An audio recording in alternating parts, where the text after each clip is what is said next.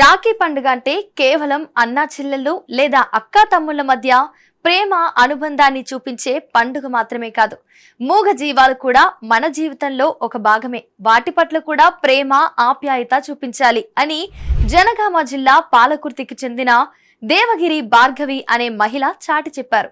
హిందువులు ఎంతో పవిత్రంగా భావించే గోమాతలపై తనకున్న భక్తి ప్రేమను చూపించేందుకు భార్గవి తన ఇంట్లో పెంచుకుంటున్న గోవులకు రాఖీలు కట్టారు. ఈ సందర్భంగా ఆమె గోవులకు సంప్రదాయ పద్ధతిలో ప్రత్యేక పూజలు చేశారు.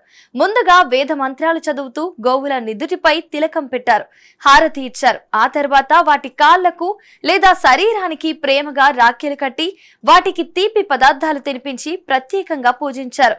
ఈ విధంగా రాఖీ పండుగను మనుషులకే కాకుండా గోవుల వంటి మూగజీవాలతో కూడా ప్రేమను పంచుకుంటూ జరుపుకోవడం అందరినీ ఆకట్టుకుంది. భార్గవి చేసిన ఈ పనిని నెటిజన్లు అభినందిస్తున్నారు. ప్రతిరోజు మనల్ని కంటికి రెప్పలా కాపాడుతూ మనకు ఎంతో మేలు చేసే గోమాతలకు కూడా రక్షణ బంధం కట్టడం చాలా మంచి విషయం అంటూ ఆమెను ప్రశంసిస్తున్నారు.